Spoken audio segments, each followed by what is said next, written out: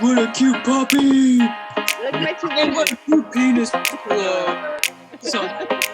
Someone responding to a question saying, yes, women need to stop faking orgasms, explain and show. And that kind of a follow-up to the question that was answered a few minutes ago, Carlin, where we use the analogy of like when you go for a drive and you've got that navigator there.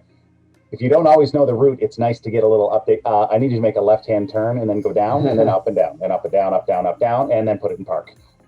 Yeah. Yeah, exactly, right? It's so interesting, the faking orgasm thing, right? I'm like, I don't have time to fake an orgasm, right? But the challenge here, though, is that people make the goal of sex orgasm, right? And the goal of sex... Sorry, my dog is helping my... Your dog. The challenge here, though, is that people make the goal of sex orgasm, right? And the goal of sex... Sorry, my dog is helping my... Your dog. Your dog is... Oh, Valentine's Day, yeah. Arthur is all about the love. Yeah, that's fun. Hello, everybody. This is Arthur. Yeah. Things that happen in my life. Okay. So the challenge here is that people make the outcome of sex to be an orgasm, right? And that's not the case. When you put the pressure on someone or on your sex life or on your intimacy to be an orgasm, that's a lot of pressure to perform, right? That's a big goal that people feel that they have to try and meet. So instead of focusing on being present, instead of focusing on, ooh, this feels good when they do this, ooh, this feels good in my body now, all you're focusing on is gotta get there, gotta get there, gotta get there, gotta get there, gotta get there. And that doesn't feel sexy in your body. In fact, that puts you into a state of fight and flight, not rest and digest. So your ability to have an orgasm actually decreases substantially. Yeah, don't fake orgasms. Introduced and is often talked about bringing in a performance anxiety thing, and then you're in a whole other world of issues in relation to a time that is supposed to be the most relaxed and the most enjoyable, and all the fun things and all the chemicals your brain releases when you're both in that zone.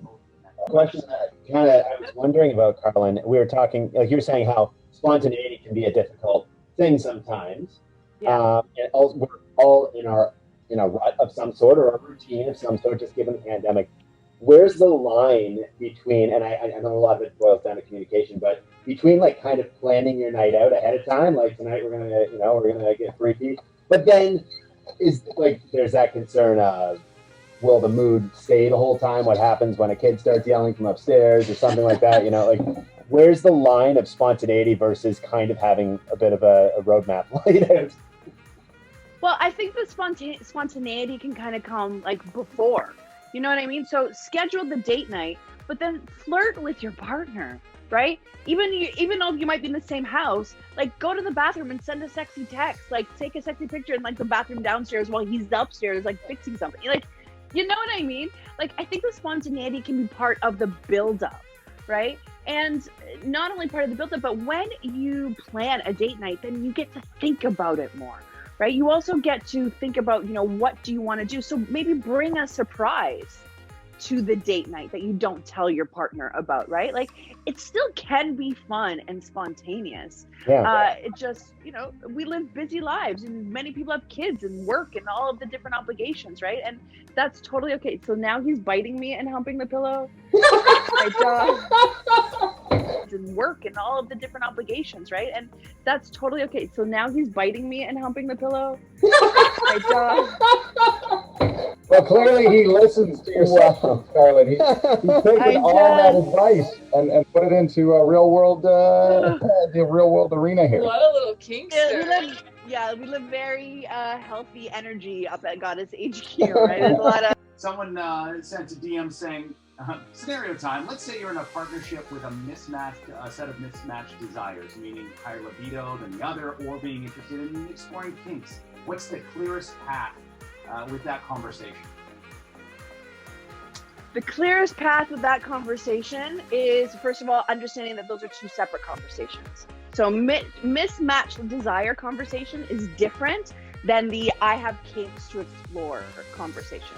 So the kinks to explore conversation is about saying, hey, this is what I've been kind of feeling. This is what I think might turn me on. How can we play around with that? How can we explore what that looks like? So is that, we need to set time aside? Do you have any questions? Do you have any concerns?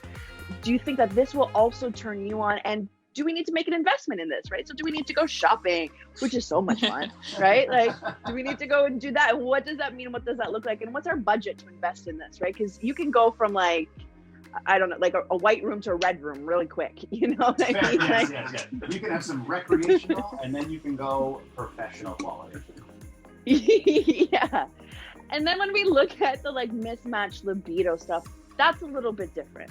Because from a clinical sexologist perspective, what I'm looking at or hearing when I see that is, what is the timeline for that? What has been the timeline? Is this new? Has this just happened, right? Is this just a pandemic thing, right? Because the frequency of sex has decreased substantially during this pandemic. And it's not because anyone is doing anything wrong. It's just because we have been really stressed out and on high alert for so long, right? But if this is more of a longer term thing that has happened pre-pandemic, right, then we need to look at what has happened and what has happened either to the both of you or what has happened individually to you. And right now what I'm seeing, is a lot of women coming to me and saying, my libido has decreased. How can I bring it back? So we talk about ways to not come back to your partnership or your relationship necessarily yet. First of all, it's how to come back to yourself and start to be motivated and inspired by yourself, right? I am my biggest turn on. Are you? Right?